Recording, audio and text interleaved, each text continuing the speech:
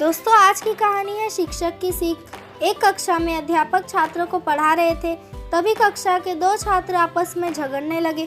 उनका झगड़ा देख अध्यापक ने पूछा, क्या बात है, तुम दोनों ऐसे क्यों झगड़ रहे हो? एक छात्र बोला, सर ये मेरी बात सुन ही नहीं रहा है, बस अपनी बात पर अड़ा हुआ है। सर मैं इसकी बात क्यों सुनूं? ये जो कह रहा है वह गलत है। दूसरे छात्र ने बोला। के बाद दोनों फिर से आपस में झगड़ने लगे। दोनों की सुलह कराने अध्यापक ने उन्हें अपने पास बुलाया। दोनों छात्र अध्यापक के टेबल के पास जाकर खड़े हो गए, एक टेबल की एक और, दूसरा टेबल के दूसरी ओर। अध्यापक ने डेस्क के दराज से एक गेंद निकाली और उसे डेस्क के बीचों बीच रख दिया। उसके बाद वह दोनों छात्र से बोला, इस गेंद को देखकर बताओ ये किस रंग की है? पहला छात्र बोला, ये सफ़ेद रंग की गेंद है सर। नहीं सर, ये तो काले रंग की है। दूसरा छात्र बोला। दोनों के उत्तर एक दूसरे से भिन्न थे, लेकिन दोनों अपनी बात पर अड़िग थे। दोनों में फिर तू मैं होने लगी।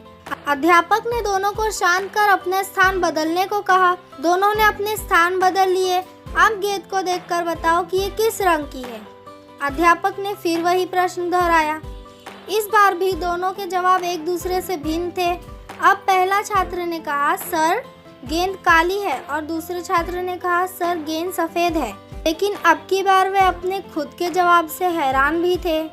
तब अध्यापक दोनों को समझाते हुए बोले, ये गेंद दो रंग की बनी हुई है।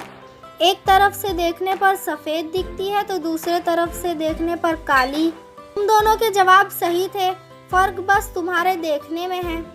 जिस जगह से तुम इस गेंद को देख रहे हो वहाँ से तुम्हें ये वैसी रंग की दिखाई दे रही है।